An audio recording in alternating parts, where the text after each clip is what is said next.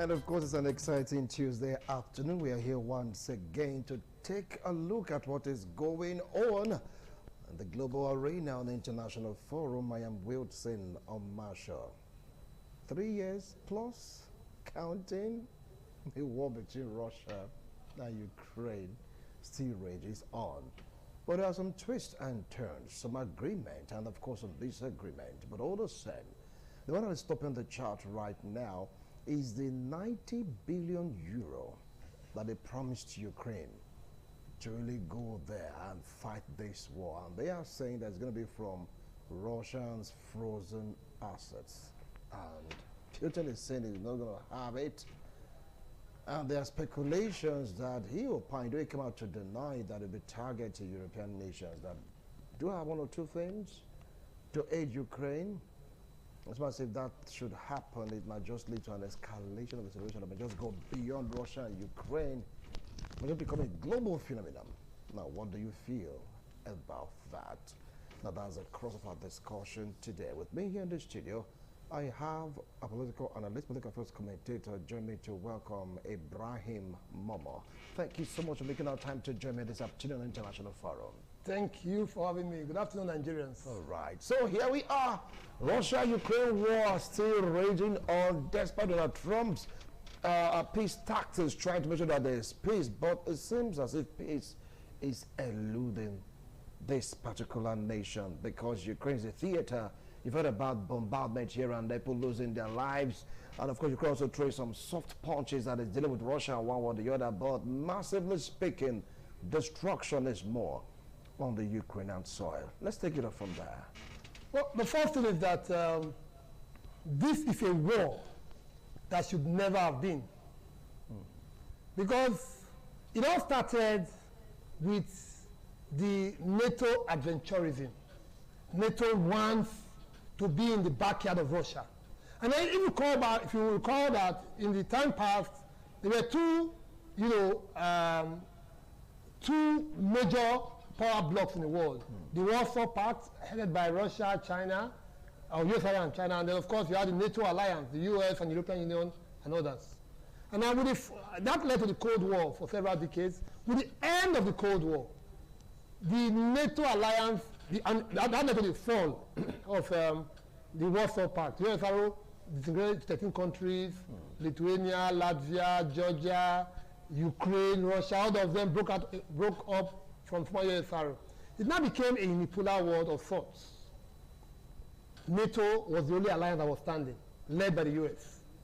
Now, added to this mix is the fact that there is the issue of nuclear technology, nuclear warheads, nuclear warfare. And, like we say in political science parlance, or international relations parlance, it is mutual assured destruction. Those who have weapons, it's mad. Nuclear weapons is mad. It's mutual assured destruction. So, Russia is has the second largest stockpile of nuclear weapons aside of course, the United States of America. In fact, in the world that we are, only one country has ever used nuclear weapons, the US, on Hiroshima and Nagasaki. So that's the background. So I say that this is a war that ought not to have even occurred in the first instance because Russia moved to attack Ukraine in February 2022, just almost 4 years now. In February, it will be 4 years since that war, because of moves by NATO to allow Ukraine to join Russia. This should never have been.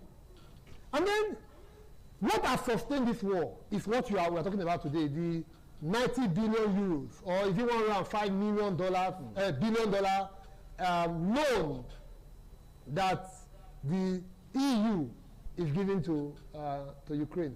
The reality is that without the kind of financial and military support that Ukraine has gotten from the NATO alliance, this war would have been a non-starter. And so what is sustaining the war? Is it like Professor Don Chomsky said recently, there are only two ways to end the war. One, by negotiation. Parties come together on a round table, discuss peace, agree on negotiated settlements of a conflict. Or one, they fight to finish with one defeating the other. maybe with I can talk about MAD, mutual destruction. Maybe one nuclear weapon, yeah. So yeah, these are the only two ways to end the war. One is by negotiation, which apparently nobody is thinking of. The European Union, and they're not funding peace; they are funding war, weaponry. They are continuing to arm Ukraine to challenge Russia. So the first way would have been negotiated peace. Nobody is ready. The second one is the issue of one defeating the other. The reality based on the power matrix, power configuration of both countries. There is only two possible outcomes. A third one is not an option. If the war continues, option number one is that Russia will decimate Ukraine. Option number two is that Ukraine will stand up to Russia such a long time that Russia becomes war weary and they negotiate peace. These are the two possible options. Two possible options. But right now, it's like negotiation is just gradually being taken out of the equation. Trump made a promise, but right now it's like that promise is not being fulfilled. Yes. And that peace coming to these nations. So what is the reason behind peace eluding Russia and Ukraine? I think is the refusal to negotiate, basically. The hot-headedness in the room, the hot-headedness from both parties. Who is talking about peace now? The 90 billion euros, or 105, you can convert it about 105 yes. billion dollars. What is it going into? Is it peace or war? Into war. So it means that nobody is talking peace. Everybody is talking war. And that is where I think they are missing it. In fact, it was the UN Secretary Antonio Guterres yes. that said that war is overfunded and peace is is starved. The reality is that the amount of money, this 90 billion euro or 105 billion US dollar that is being pumped into Ukraine by the European Union over the next 2 years is about 5 times what the European Union is investing in Africa for overseas development assistance, ODA.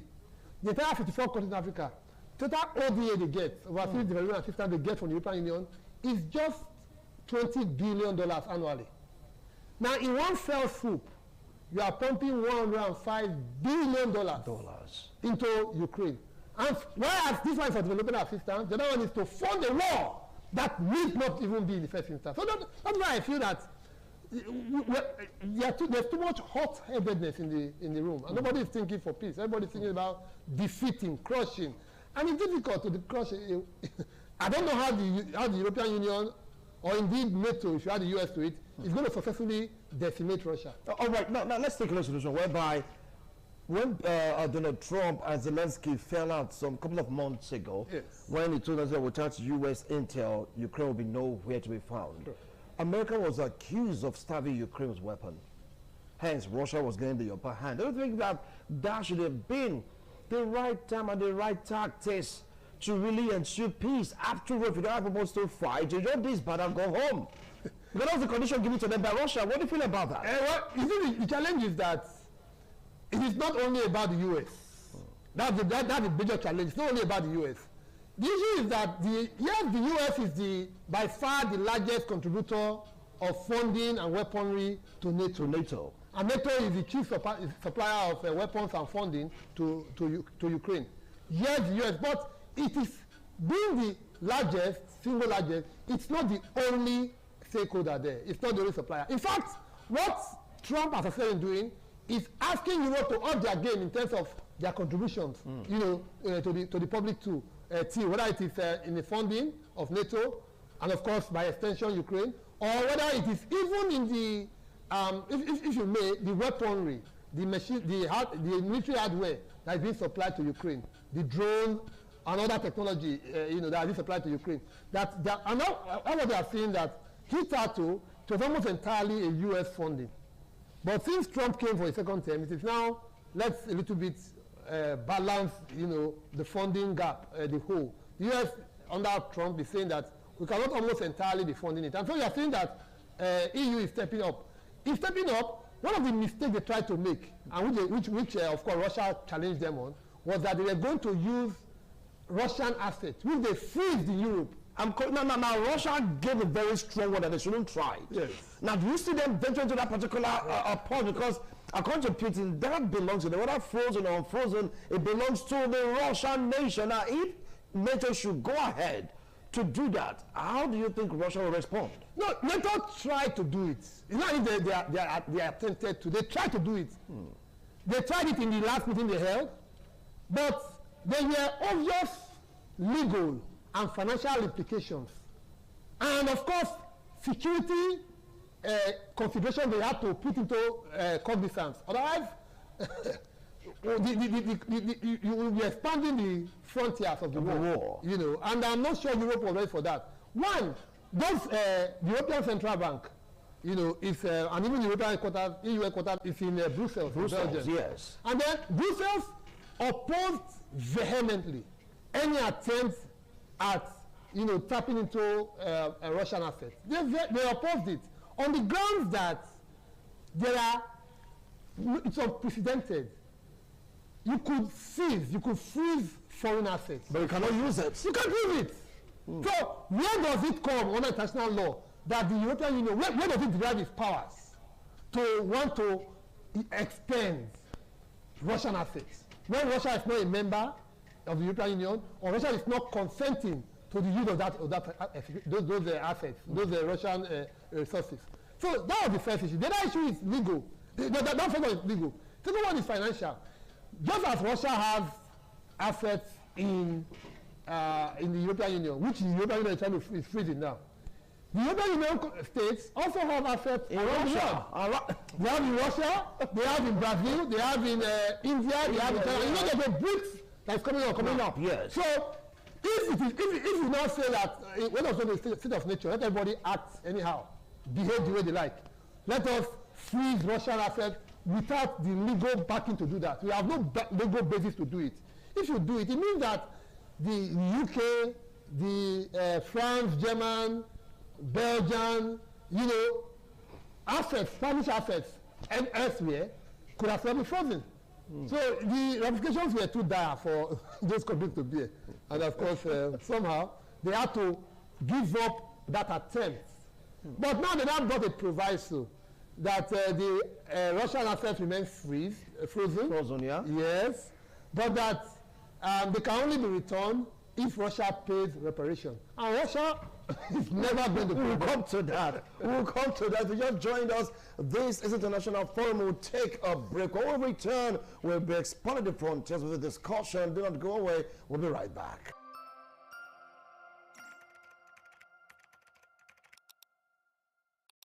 Thank you so much for staying tuned. If you just joined us, this is International Forum, reaching you live from Benin City, Edo State, Nigeria.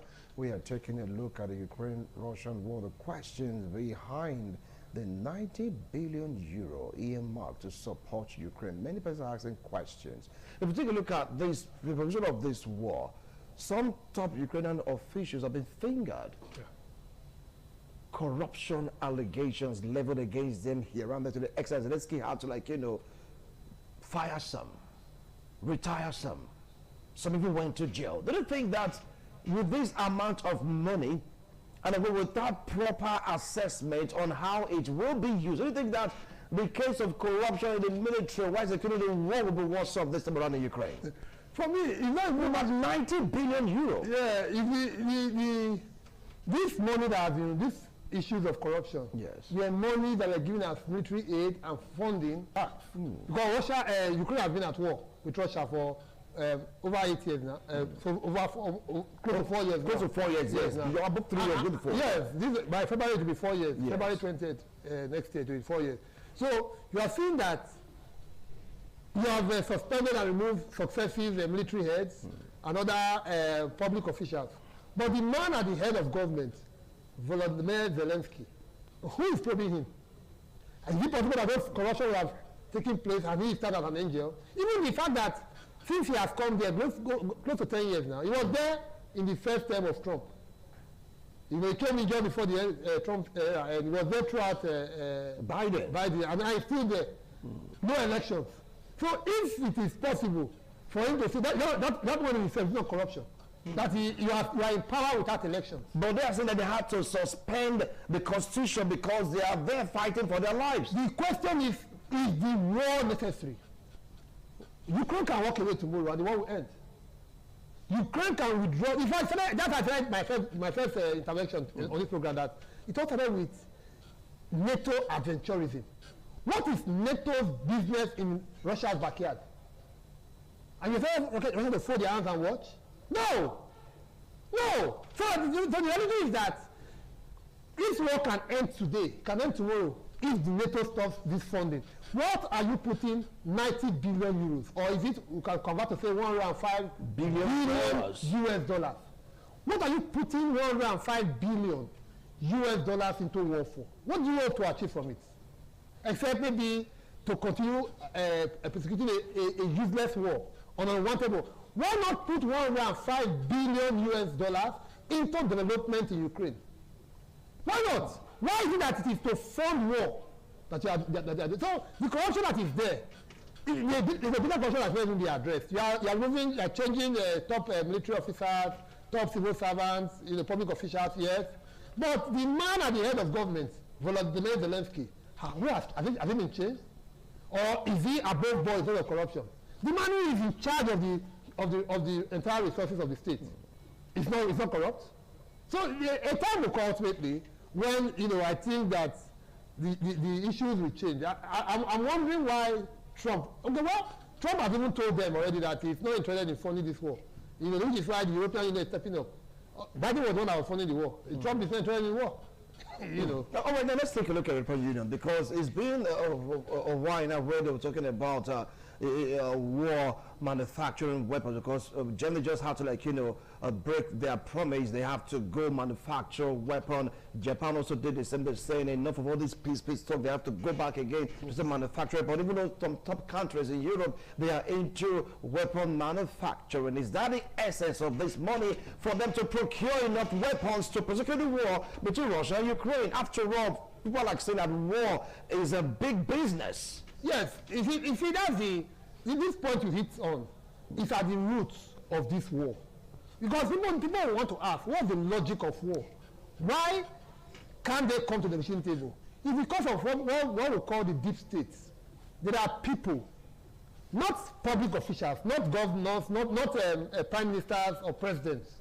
There are the sets of deep state, those people who are behind the curtains, who are ensuring these wars go on. These are people, for example, who can bring down governments, who can cause the losses of presidents and prime ministers of any of these countries. So at the point, people don't even say that these people are just tools. They are just puppets. They are comprador. They are standing on behalf of, or for the purpose of serving the interest of the deep state. And so who are those who are manufacturing these weapons? Who are those who are benefiting from this war continuation? It's not the Ukrainians, obviously. Ukrainians want peace. Who wants war? There's a friend of mine who comes on this story. I always use that phrase. Almost say, yeah, the war is not beautiful. Who wants war, really? Do Nigerians want war? Do Ukrainians want war? Do Russians want war?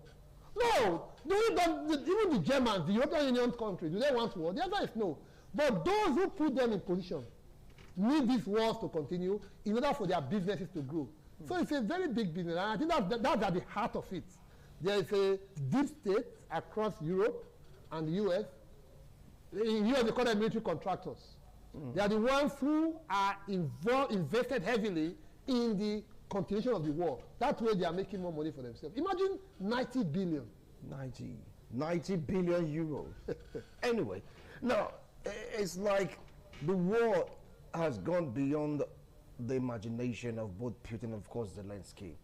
It's like non-state actors are beginning to be part of this particular war. Get to some persons say they have to go to Russia to fight for Mother Russia. Others say they're going to Ukraine to fight for Ukraine, glory to Ukraine and all that. Now, putting all this thing together, do you feel that the war, if not properly checked within its fourth year, and the virus, so to speak, is going to spread across European countries? Well, I think where we are heading to is, if we are not careful, a multinational war. You see, Ukraine is not the one who is fighting, because Ukraine is not a match for Russia. That's why you are getting these 90 billion euros, aid to Ukraine. Because if you leave Ukraine to Russia, there will be no war. In a few days, the war will be ended. So Ukraine is just a pawn, it's just a chessboard, it's just a proxy. It's a proxy war between NATO and Russia. That's what's going on here. And so there is that likelihood that you have pointed out that other non-state actors in the first instance or other states are going to eventually get involved. And when they get involved, is it the onset of the Third World War?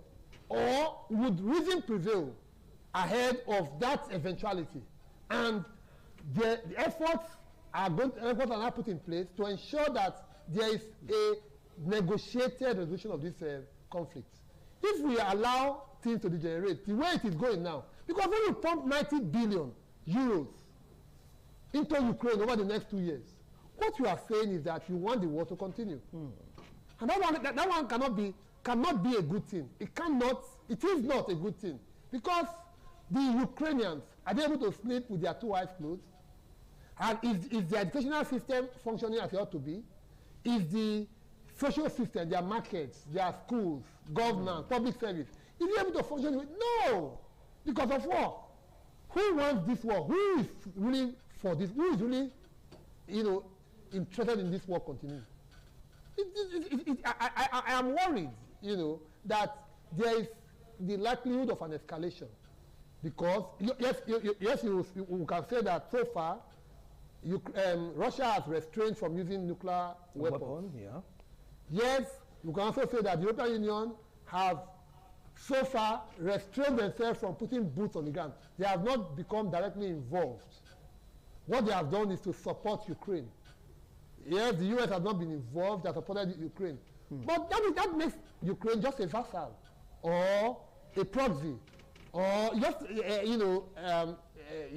just like a testing ground.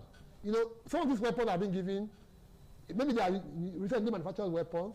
They're not being used elsewhere. We want to see, okay, how effective can these weapons be? But the reality is that if reason doesn't prevail, the likelihood of an escalation, it cannot be ruled out. And when that one happens, it is the onset of the Third World War. All right. But some are saying that it was Zelensky that cried for help. It took the European Union, US, whoever cares to listen. They need more money, they need more weapons, they need manpower to procure this war. And now that there's a response coming from the EU. Are you going to blame the EU? No. Because Russia said that EU, you guys overstepping your bound. That's a warning of Putin to NATO and its allies. You see, the argument that it was Zelensky, Volodymyr Zelensky, the Ukrainian president yes, that called for assistance, which is what led to this intervention. For me, I think it's not, does not hold much water. If you are not able to prosecute a war, why are you into that war? It doesn't call power assessment or threat assessment. You are not strong enough to challenge Russia. Why are you fighting Russia? That's a question. Why is the question? I'm not sure. Why is NATO not asking Ukraine? Except that the real deal is that Ukraine is just a proxy. It's a war between the NATO and Russia. That is what this is actually. Because if you remember, at the outset, it was about Ukraine was a factor in how Trump lost his second term 4 years ago. 4 years ago. 5 years ago. Because there was an attempt, Hunter Biden, that's Joe Biden's son, Biden was an aspirant, he was contesting against Trump. So the idea was, okay, there were some illegal deeds that Hunter Biden was doing in Ukraine. So there's a need for cooperation from the then president, Volodymyr Zelensky. Provide information so I'm trying to prosecute this guy.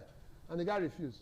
That it will amount to interference in the not providing those information too was actually interference in a way. The way too. Because if the man is guilty, because he has now pleaded guilty now. Hunter Biden has already pleaded guilty. That's how this whole issue started from. So it was like a rewarding him for loyalty, for support. Biden had started by funding, for 4 years he was president, he was funding the war between Ukraine and Russia. Now, the reality is that now that, if it is, that was the reason, because it's a payback time. When you asked my help, I supported you. I didn't provide information that Trump wanted. So now, me, I'm now asking for you, going to support me. Is that a reason why you should take a whole country to war? Secondly, why is NATO so interested in having a member states from Russia's immediate neighbor? That will be the question we're going to answer next after this break. If you just joined us, this is International Forum. 90 billion euro converted more than $5 billion US. Do they really want this war to end? Or they want Ukraine to fight on, and after all, some deep states or some deep pockets are interested in cashing out of this war? Stay with us, we'll be right back.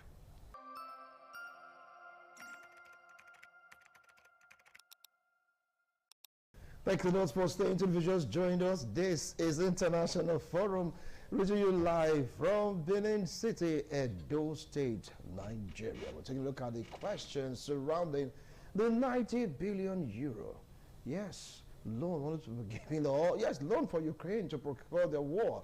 They've been talking about this. Do they really want peace, or they want the war to go on over and over and over again? Now, with me in the studio, I have Ibrahim Momo. I've been trying to throw more light into what he felt is really going on, talking about the fight between these two great nations. But take it or leave it, one is greater though. Anyway, we're talking about comparison right now. Now, if you take a look at the war, the 90 billion might, just according to Pundit, spur Zelensky to do the unthinkable.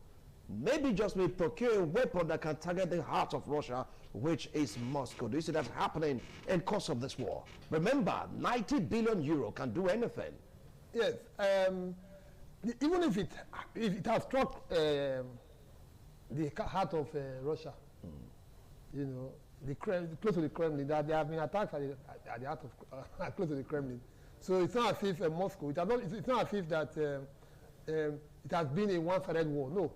There are Russian tanks, refineries, military personnel. They have all been killed and destroyed, you know, in the course of this war. You know, but the reality is that when it comes to asymmetric, when it comes to a capability, Russia is way ahead of Ukraine. That is why, of course, the European Union, under NATO and of the US, have always supported Ukraine. Ordinarily, left for Russia and Ukraine to fight it out themselves, it would have been a matter of days. The war. In fact, when Putin went into Russia at the outset, it was meant to be a military exercise, quick military exercise. That's what they called it, you know. Yeah. You know, so because they knew that Ukraine is no match for them. Of course, you have seen that in the course of this war, the Luhansk region has been taken over by Russia. By Russia, yeah. Within Ukraine, the Donetsk, Luhansk axis, and taken over by Russia. So, if I didn't in the Trump proposal, what he said to Ukraine, Ukrainian President Volodymyr Zelensky, was that for this war to end, you have to give up some territory, which was what the European Union, of course, we are opposed to. You know, so the reality is that it's not the war is not among equal rivals by no means. You see the kind of support. Like we're talking about 90 billion euros to Ukraine. Where are the support to Russia? But Russia still maintains an upper hand. You know, so I agree with you that, you know, it could make a difference, but it cannot lead to a Ukrainian defeat of Russia.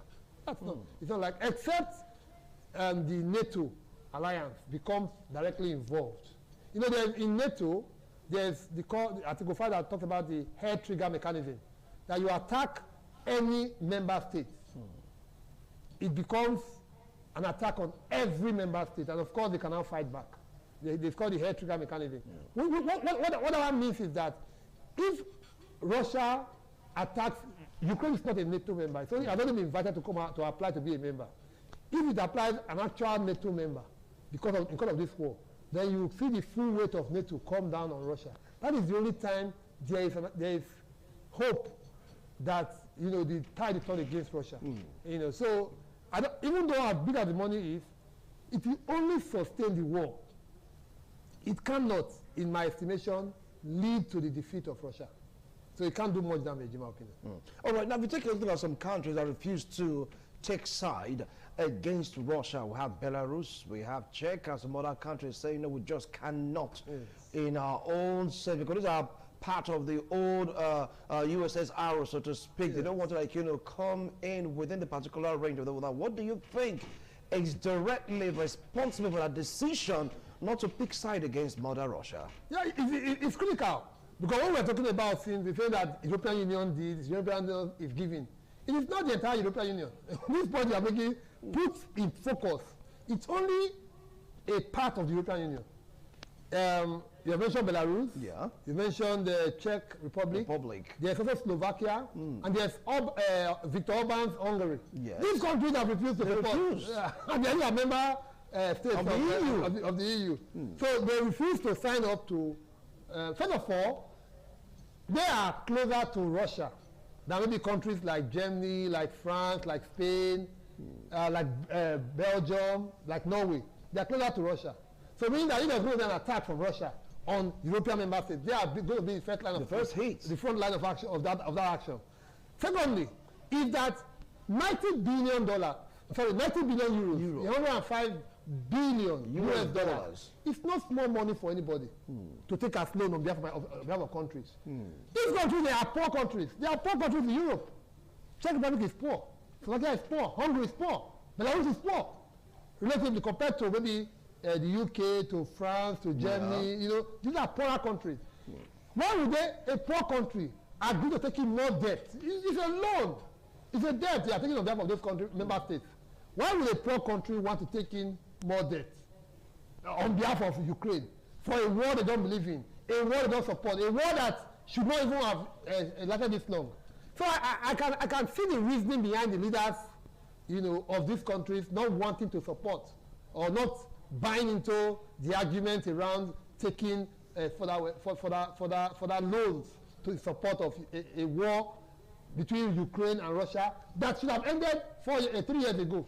It should have ended. So I get the logic that, first of all, if there's going to be an all-out war between the European Union and Russia, they will be the first victim.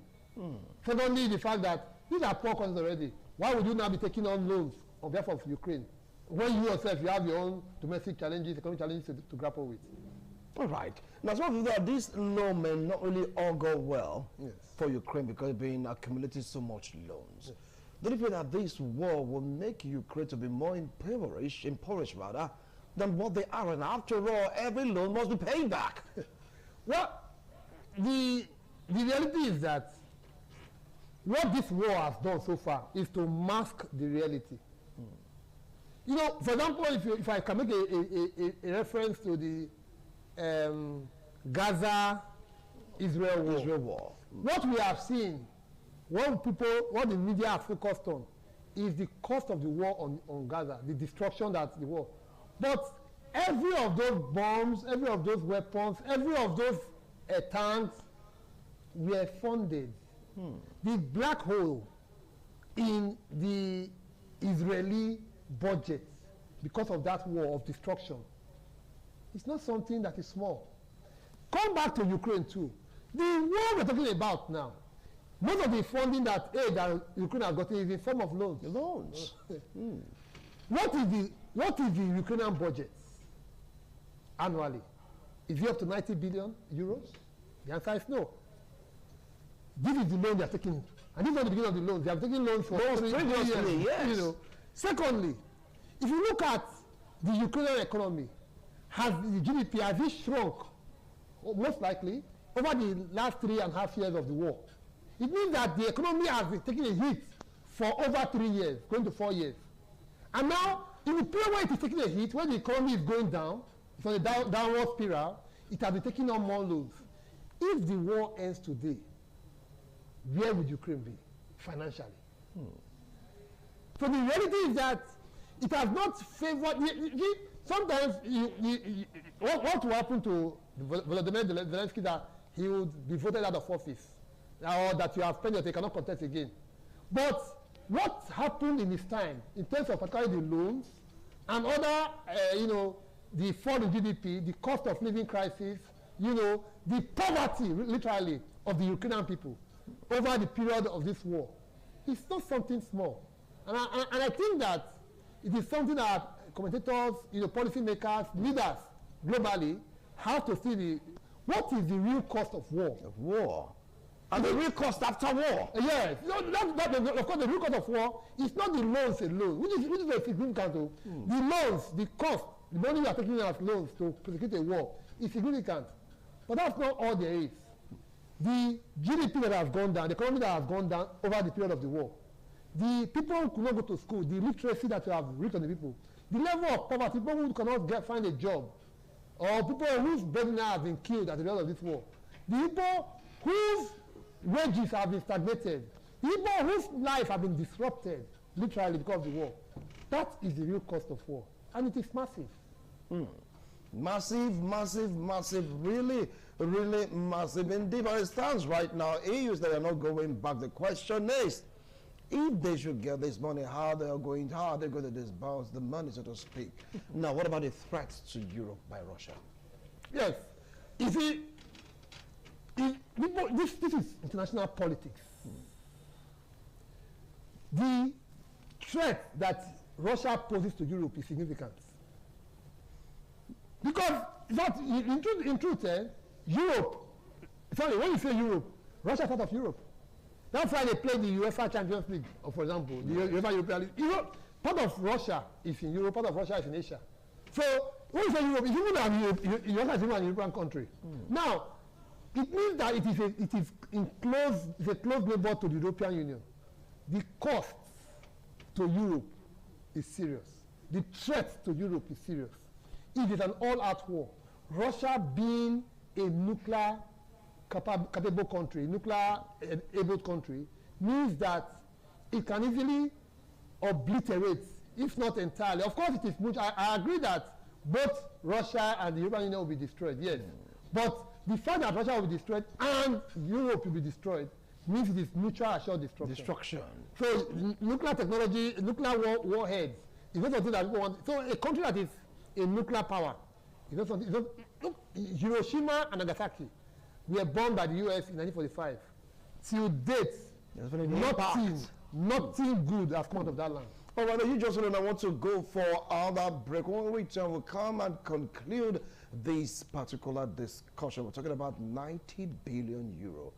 Who really is behind this war that doesn't want it to come to an end? That is a big question, because, come on, if they can eat a massive amount for war, would it be so expensive to vow or vouch for peace? We'll be right back.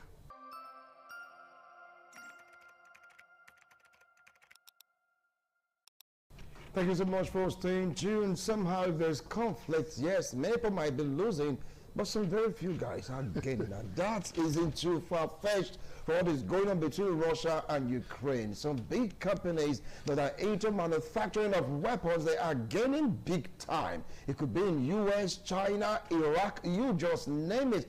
Even North Korea, they are gaining from this particular war. 19 billion euro. That's colossal. Now back again to the threat to the EU, because right now as it stands, it's like everyone's beginning to climb or get in tune with the war. Since Donald Trump said he really wants to back out, the European Union started waking up gradually. They said that they want to be part of the war.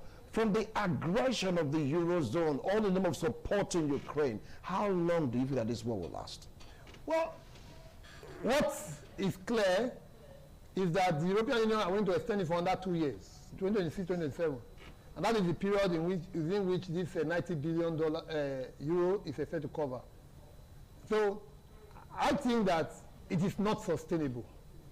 A war for 5 years, after 2027, that will be 5 years. 5 years, yeah. It's not something that the European Union or even Ukraine can sustain. So I see that within the next 2 years, my estimation is that everybody will come war weary.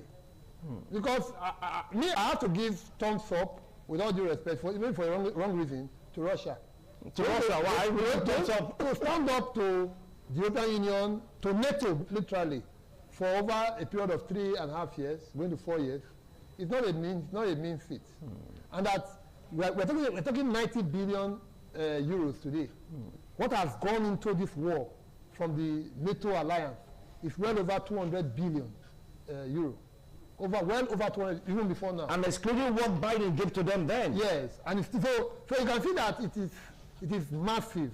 But even at that, I think that it is sometimes, oftentimes it is the kind of leader that the people get that determines the trajectory. When Trump came, he said he was going to end all wars.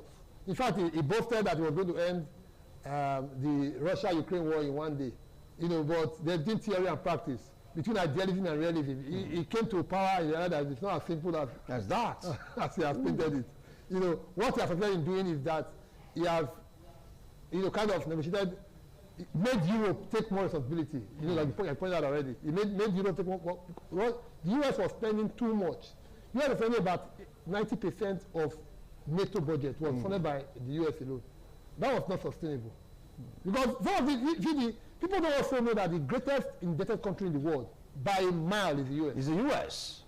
It's not that they have the money. They're actually still borrowing. You don't know that they are indebted countries too.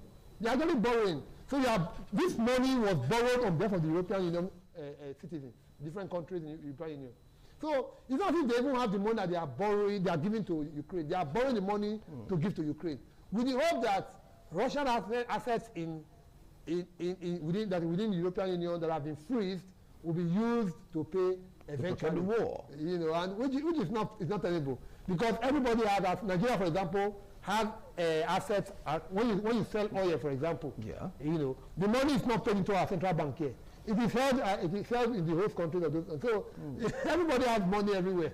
If the European Union holds on to Russia assets, Russia and its allies, particularly the BRICS countries, Brazil, Russia, India, China, South Africa, Iran, North Korea, a concrete number of countries, can also hold on to European assets. I think it cannot last for too long. I don't envisage that the war will go beyond 2027. Well, some of you know that if Zelensky is taken out of the picture, there might just be peace. Because according to reports, there isn't people to say glory to Ukraine, we're not going to give up anything, because Donald Trump made that suggestion, you have to let go of some land. He said, we won't let go of an even Crimea, they plan to get it back. So do you feel that Zelensky out of the picture, do you feel that his own tenure, his own time has expired as a president? Because of the war, he is still there. What if adventure he's taken out of the equation? The truth is, in my opinion, Zelensky is not a factor in this war. With all due respect to him being the president of Ukraine. It's a tool. With all due respect, he's the president of the country. It's only been used as a front to challenge Russia. If the European Union are fed up today, if NATO is fed up today, the war will end. It's not that the European Union doesn't have the funds to prosecute the war. It's always going cap in hand, begging European Union, going to the US, shouldn't diplomacy to raise funds to prosecute the war. A war you cannot afford to fight. So I don't think that, with all due respect, Volodymyr Zelensky is not a factor in this war. All right, you've heard him. He says Zelensky is a factor in this war. Many Ukrainians would be like, why are you insulting our president? That's what they would say for that. But war is not cool. It's not beautiful. 3 years and counting. The war is still raging on. Ukraine is a theater. You know what that can really do to a particular country. I'm talking about 90 billion euros giving to them to procure the war in the next 2 years. It would be cheaper, far cheaper to fight for peace rather than just going for war. Do you think the money will push them to 2 years? And of course, beyond that, we are watching, because Russia is not backing down. Ukraine is for help, trying to throw some punches. How effective are these punches on Mother Russia? Thank you so much, Ibrahim, for coming on today's show. I appreciate a wonderful analysis. Thank you so much. Thank you for having me. All right. We'll see how all this will pan out. Our responsibility is just to report back to you on various events unraveling internationally on International Forum. Meet again next week, Tuesday, God willing. Bye for now.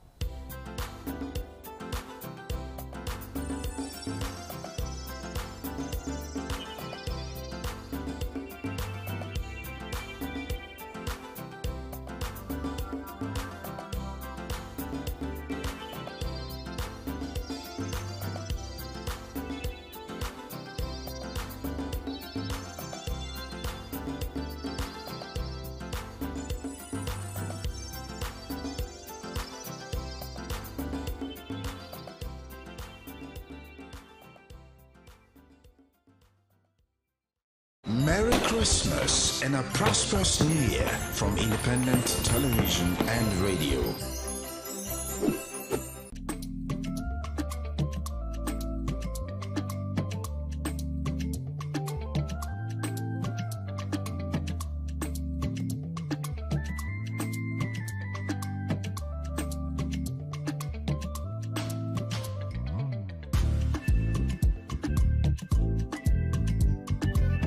Hello and thank you for joining us on WIC, Women in Conversation, a place where we talk, where we discuss things that are affecting women, where we try to find solutions to those things that you might think there are no solution for, and a place where we discuss men just a little, because we had an argument behind the camera now, a man trying to make sure he sits on our head.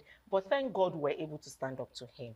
And we're going to be having a special edition sometime next week or thereabout, where we'll be bringing in a man to discuss with us too as women. Anyway, I am not going to be doing this alone. I am Patricia Uremu Gabriels, but I'm not doing this alone. I have my women in the house. I have on my right Gift Okedo. Gift Okedo is a renowned banker. You're welcome, Gift. You know why I'm doing you. because Thank you stood up for the women today. Yeah. Thank you so much, Gift.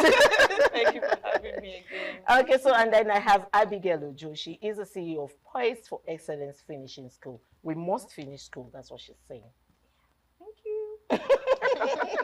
And so we have Helen O'Malley. Helen O'Malley is the CEO of M&G Enterprises. M&G Enterprises is a female and male fashion outfit. So you could just want to stop by her, in her office to find a Christmas wear for yourself or for your husband, even though we decide not to be talking about husbands here, but we'll just, try to give them gifts because we have the heart of love.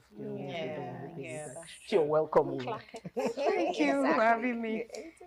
Okay, let's just get the ball rolling. We're going to be talking about women and their money.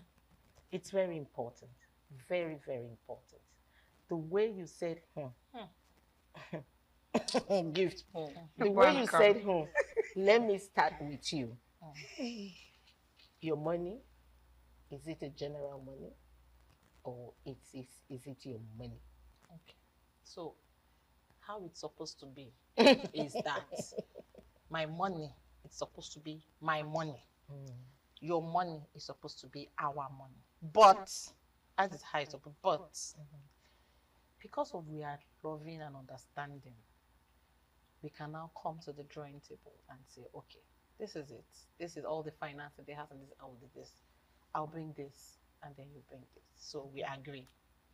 So for everything to go on smooth in the marriage, in the family, I think as a woman, that respect will come if you drop something on the table. You have that respect. We always hear them say, what do you bring on the table? And I have a friend who said, I brought the children to the table. Which one did you bring? But anyways, how many percent would you want to drop? Well, as much as my heart is willing to. Not they speak good English. Oh. As much as my heart is willing to, yes. I believe that we are in this together. Now, in this present time and age, one person can't do this alone, except I want to be widowed, early enough, which I don't want. So I have to make sure that I support in whichever way I can. And I feel that should be the case for every woman out there. It may not be much. And that's why I'm going to look inwards to what I have and how much I'm able to spare per time. But what I'm not going to really take is for a man to say, okay, there is this bill. I'm going to do a 50, you do a 50, or I do a 70 and you do a 30. No, I would want it to come from a place of love, a place of I'm willing to do this with you, not having that discussion, what are you bringing? When we begin to do that, I think the man is really coming down from the level where the Lord has placed him. Okay. For you, can you open a joint account with your husband? Yes, I would say yes, because I should be able to open a joint account with my husband, but I will have There's my always a account. but for woman money. I will get my account. Always a but. Like seriously, On a knob. there should be that See, but, because that same but is what keeps most women in abusive marriages, because they don't have the capacity to take care of themselves, let alone the children, because they're solely dependent on the man. But if I have my own money, I may not be able to afford an A-class school, but I should be able to do a B, between B and C, something average that my children are learned. And that's because I have my own money. If he gives to me, oh, lovely. But even in the course of the divorce or maybe separation, for you to say that you're not going to drop anything because we're not together, my children will leave. Yeah. They will live well. Maybe better than when we were even together. Okay. She was saying No, something. yeah, I said I can. Yeah. But I have a joint account with my husband, but I will have my own account. So it means you're going to be keeping some money secretly away from him, knowing that you have such He amount might of- even know I have an account, but we don't know my statement of account or the amount in it or whatever. But he will know that I have an account. Okay. A woman said, a man with money will change a broke woman's life. But a woman with money won't even look at a broke man. How true is this? I disagree. disagree. I disagree. I disagree. Now, I've depends seen because- marriages where women, what's this, the English, bridge the gap. Probably the husband lost his job or something, and the woman stand up. There are so No, many. that is after they are married. This is saying a man with money, just like, we're still bringing Regina Daniels in here, I'm sorry. Just like Ned married her. Of course, she wasn't that rich when Ned married her. So this lady is saying a man with money would change a broke woman, probably marry a woman from the street with nothing and change her to become a big girl. We have a lot of examples here in Nigeria. But she's now saying that a woman with money, a rich woman, will never want to look at a broke man. How true is this? I It's think dicey. 80% It's is dicey. true. 80% true. Because, babe, I dey drive. No, wait, let's look at it very well. Oh. Look at it very well. Okay. Well, I am a comfortable lady. I have my own money and everything. And then you, maybe later if you can't agree, but you can't pass me with slippers. Because say, hi, I love you. First thing, what will happen? I don't understand. From where to where? Who is this? Who is this? Forget. First impression, First yes. impression is who is this? Let's not bring Christianity into this thing now. First impression, I don't understand. See me, see wahala. That's the first impression. Definitely. For me But too. First That would be my impression person. will be, I don't get it. From where to where? But later, you can now start here and you might end up.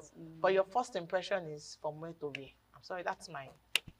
What's your take Well, on for that? me, we all have different views. For me, I believe that beyond what a man stands for, like physically, in the material, what he's able to put together and what he has, that's not what defines a man for me.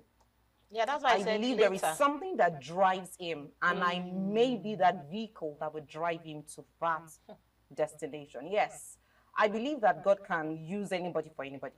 Yeah, Okay, that's true. so if he's coming to me in the, should I say, through the path of marriage, and I see that I love him, I can see he has a vision, not just a man who has nothing and is not willing to do anything. If he has something that I'm able to sponsor, I'm able to fund, oh, why not? I Yeah, agree of with course. you. That's what I said. I said first impression. impression. Yeah, she Okay. said, I said It's later. separate. Okay. She used an example. I said She first said impression. she's driving.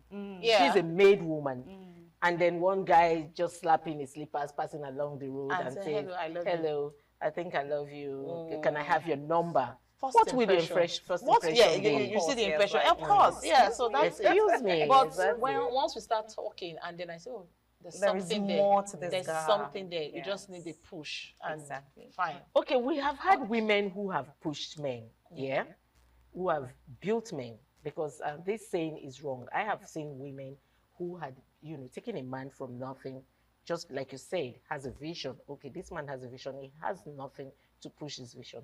Let me push his vision. And at the end of the day, they bring in a second wife, or they divorce, or they start cheating on her and start saying, you are not even my type. I married you out of pity. We have had such situations. Yes. What's your take on that? What Yeah. would you advise such a woman to do? Well, there's a story, or there is an incident that happened recently. Well, a story per se, because I went through it, and it happens that the lady, she's the one that sponsored the guy. They are partners in Nigeria, and then she's outside the country, and then like that, she now brought the guy to a Western world, and they are there for some time. She works everything.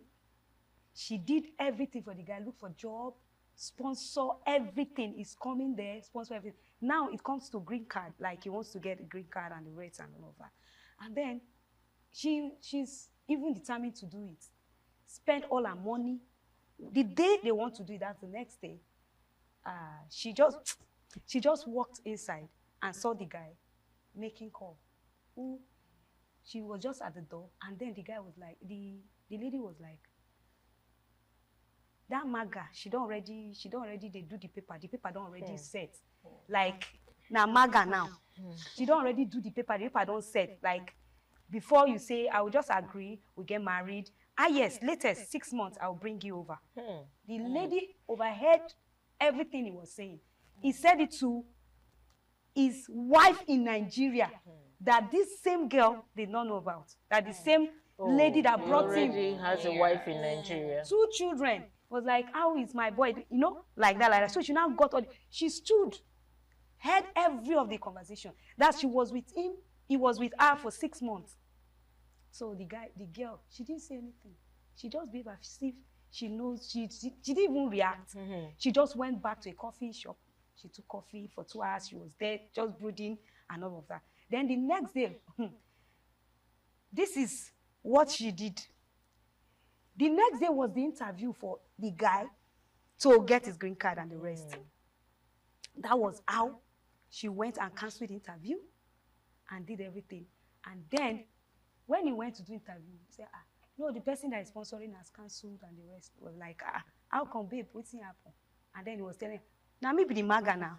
Maybe now me be the MAGA where you talk fake. And then she did everything, and in fact, deport the guy back to Nigeria. Come and marry your wife. Is she right or wrong?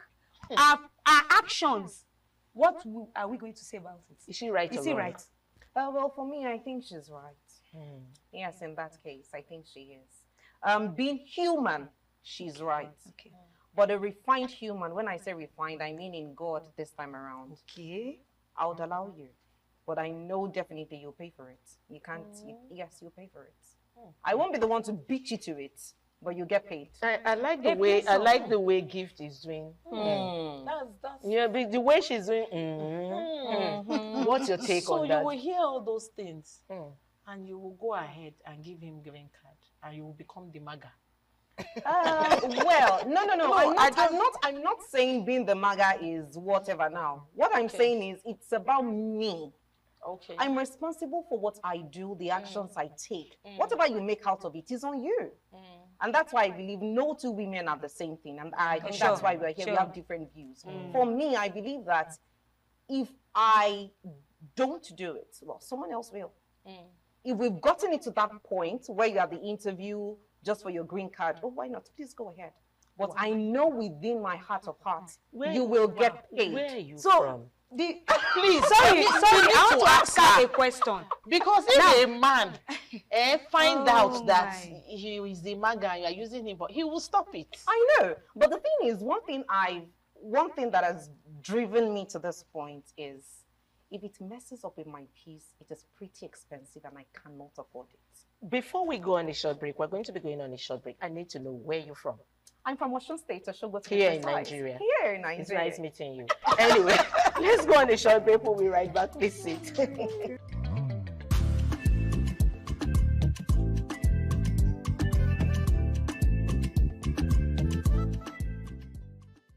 Welcome back. Thank you for joining us. We're still on WIC, Women in Conversation. And we just found out where she's from.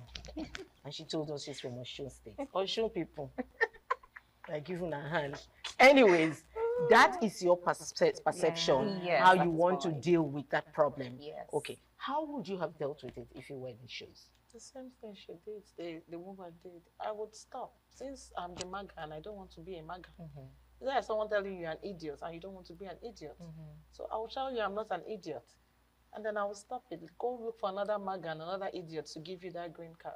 Because you actually disrespected me. That is what it means. You think I'm foolish. You think I'm a fool. And then I have to let you know that I'm not a fool. Do you understand? You think you are wise. I have to let you know that I'm also wise. So you cannot use me and dump me, because that's exactly what he's trying to do. You don't use and dump. That is the highest of being disrespected. Yeah. Do you know that you can actually complete that process? And let him get the then green he will card. not love you. No. I'm done with the love part. I just want to do the natural thing we've been doing, the physical stuff. Complete it, fine.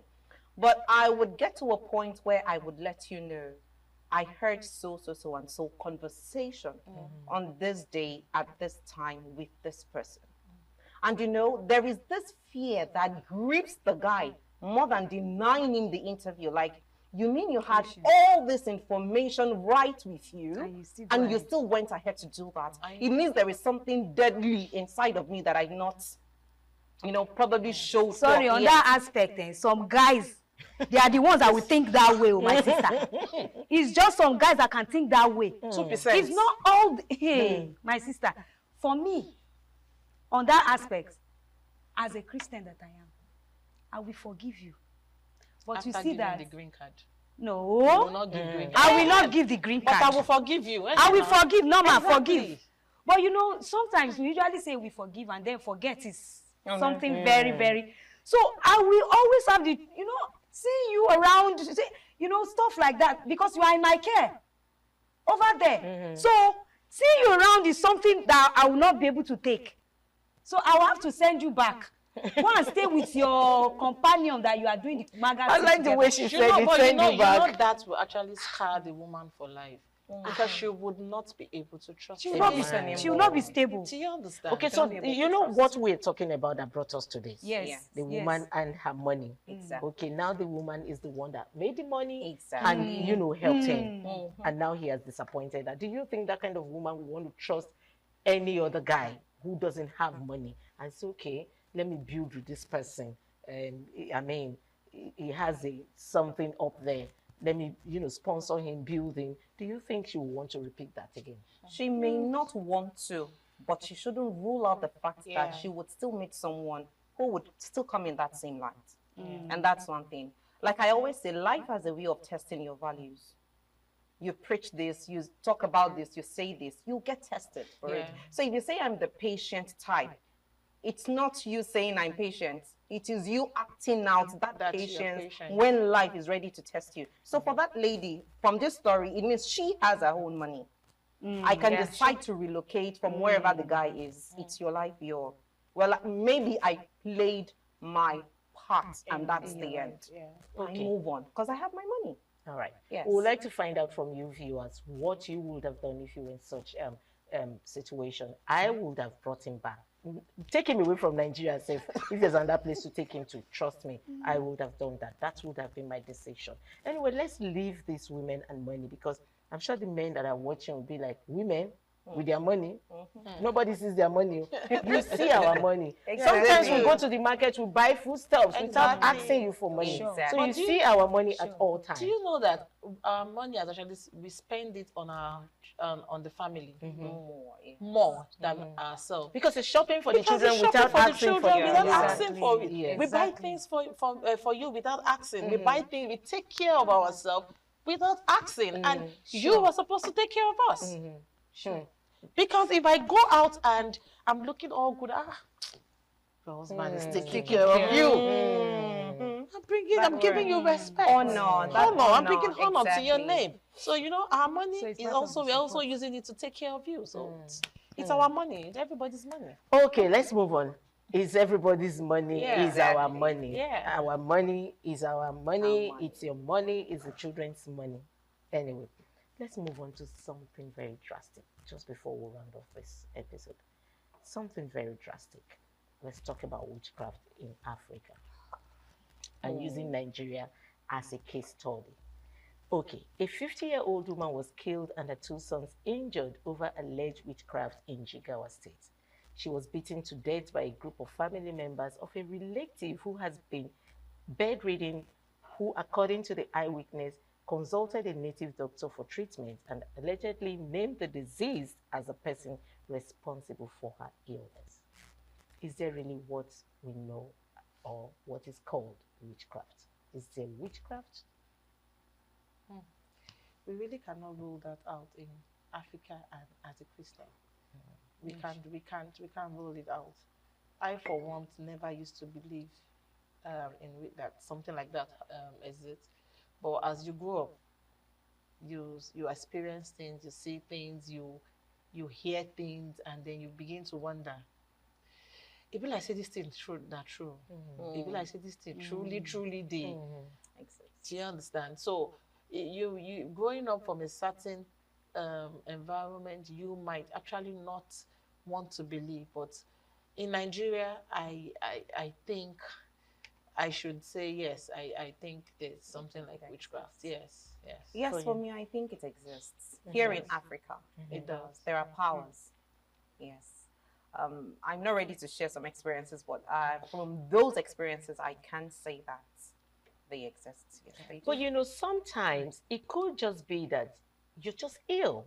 It doesn't have to be that someone is making you fall sick. I think behind the camera I was discussing it, and I remembered at some point, some few months ago, I couldn't raise up my legs. Okay, my legs were really, really bad. It was paining me. So if I was in a situation where maybe in a village setting or in a situation where I'm always scared, you know, there's witchcraft, I would have thought someone, it's, you know, but it never crossed my mind. I knew it was a medical thing and I needed help from a doctor. So I went to meet the right doctor and the right thing was done and it went. Okay, and then we have also seen situations in Akwa Ibom, Calabar, you know, where they throw these children into the bushes saying that they are witches. And then we know the white woman from the US who came and rescued them. Yes, thank you for reminding me her name. She rescued some of these children. Some of them are graduates now. Some are living with her in the US. If there's witchcraft, why didn't they kill her? That's my question. If there were witches like the society claimed, why didn't they kill her? Kill the same woman or The woman, The woman that helped them, yes. And because I think because they don't believe it over there, kind of. And we here, we feel these Western people don't believe it as well. We Nigerian or Africans, we feel those people there, over there, that came to rescue the children. Yeah. We here in Nigeria, we believe those people over there, that's the white woman that came. They know better. They don't believe such. So She now came as should I say, to rescue these children in her own perspective, the way she understands this. This is not what it's supposed to be. We don't believe in this kind of thing and all of that. I feel that's one of the reasons. And they cannot just do that to a foreigner here in Nigeria. It's not right. You know, this particular topic, witchcraft is not something maybe sometimes you do physically. It is under a spiritual stuff, maybe atmosphere or something like that. And so sometimes people don't even need to see you physically before they do this thing. Because we hear them saying it to them abroad. Yes. I've heard stories, I've seen a whole lot of stuff. For me not to believe that witchcraft exists, it does. But one thing I stand on, and which I've held on to for years, is the Bible says, if your ways pleases God, He will make your enemies to be at peace with you. Exactly. So witchcraft to me, they're like my enemies. And if my way pleases God, He will make them to be at peace with me. Thank you. Thank you. But thank you. Fine. But I am still asking. That woman. That same. The children. Yes. The children that were rescued from the bushes, they were thrown into the bush because they believed they were witches. Yes. And they were left in the bush to die. Okay? They didn't die. And someone came from the Western world to rescue them. Some of them today are doctors. I follow the stories. Some of them are doctors, some of them are living in the US, some of them are doing so well. Why didn't they harm this woman? Okay, now I that's the get your point. story. Now I get it. Well, for me, I believe that those children may not be witches. Now, for a community to do that to their children or any particular child, it tells you that that community is a cake and far from civilization. Even if you have a child, okay, let's say for example, we've actually noted, we've tested everything and we can tell that this child is a witch. For every civilized community or environment, they would take the child to probably those who can help cast out the demons and do stuff like that. The fight is not against the child. It should be against whatever demons. So they should take the child to the authority in charge of that instead of throwing them away. So that community first is archaic. They are far from civilization, and I don't think we should be expecting so much from them. Really. Okay, then, how do you now identify who, according to you, is a witch? Oh, well, I don't spiritual thing. It's a spiritual thing. It's a spiritual thing. Yeah, it's a spiritual thing. It's not something. There are so many people that they would interpret this thing in different ways. Now, there are some people that you don't hate them, but naturally you don't just like click, them. yeah. Now, when you don't vibe together, when you don't move together, they believe, for this person not to like me, she must be a witch because I carry light, I carry God in me. You don't know you carry something else inside of you.